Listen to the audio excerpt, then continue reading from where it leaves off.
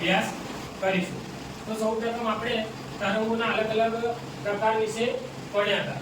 તો કેટલા હતા? 6 હતા।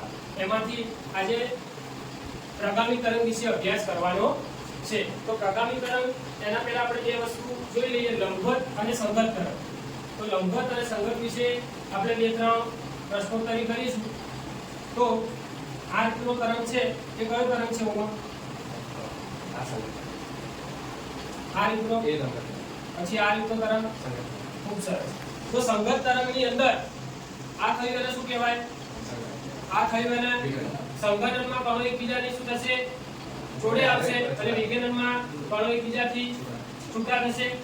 શૃંગ અને ગત કયા તરંગમાં વધારે સારું મળશે? લંબવત તરંગમાં। તો આટલી વસ્તુ ક્લિયર। હવે આપણે આ ખાલી જાણકારી માટે રાખવાનું છે કે દોલનનો પ્રત્યેક કણ ગતિ કરે છે। આપણે દોલન કરાવ્યું, આપણે એમાં પ્રત્યેક કણ શું કરશે? ગતિ। ત્યારબાદ પ્રત્યેક કણની વેલોસિટી શોધવાની છે। આપણે શું શોધવાની છે વિદ્યાર્થી મિત્રો? વેલોસિટી। ત્યારબાદ વેલોસિટી માટે બે તરંગનો ઉપયોગ કરીશું। કયા કયા તરંગનો ઉપયોગ કરીશું? ખૂબ સરસ। તો લંબવત તરંગ અને સંગત તરંગ।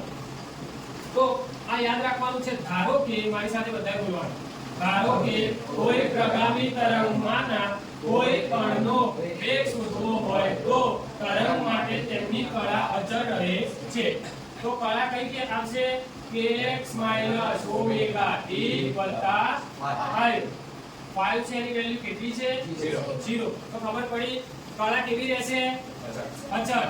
તો અહીંયા જોઈશું આપણે y બરાબર a sin bracket in kx - omega t + 5 bracket close, સમીકરણ નંબર 1। 5 ની કિંમત 0। ત્યારબાદ y a sin kx - omega t, 5 ની કિંમત 0 છે એટલે આપણે ના લઈએ તો પણ ચાલે। બોલી ખ્યાલ આવ્યો? ત્યારબાદ આ શું છે? કળા અચળ, કારણ કે આપણે વેગ શોધવાનો છે। તો kx - ઓમેગા t બરાબર અચળ। તો અમુક સમય પછી આ કણે કાપેલા અંતર ડેલ્ટા x t, તે અંતર કાપવા માટે લાગતો સમય, તો ડેલ્ટા t। ખબર પડી આ વાક્યમાં? ત્યારબાદ અહીંયા નવી કળા બનશે। કેવી કળા બનશે? k બ્રેકેટમાં x plus delta x minus omega t plus delta t બરાબર અચળ, સમીકરણ નંબર 2। હવે એક સમીકરણ નંબર 1 અને સમીકરણ નંબર 2 એને શું કરવાનું છે?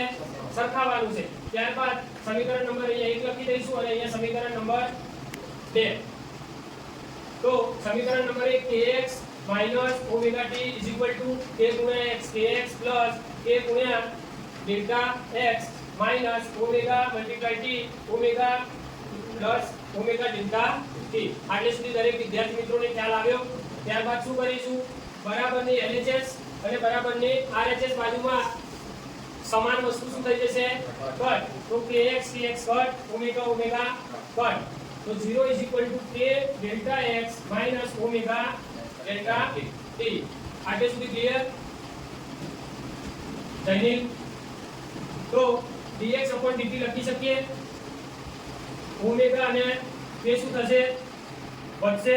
Delta x delta t dx/dt, v dx અને dt ની જગ્યાએ આપણે શું લખી શકીએ? આપણે વેગ, વેલોસિટી, ઓમેગા/k, એ શું છે? તરંગની સંખ્યા। હવે v ઓમેગા છે તો 2π/t, કોની આવૃત્તિ થાય? ખૂબ સરસ।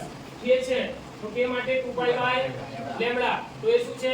હમણાં જ કીધું હતું, લિપ્સા, તરંગની સંખ્યા। ખૂબ સરસ। 2π કટ થઈ જશે જય, તો શું વધશે? આશીષ, v λ/t। તો શું થઈ ગયું? સાબિત થઈ ગયું। હવે તમને આકૃતિ સમજાવીશ।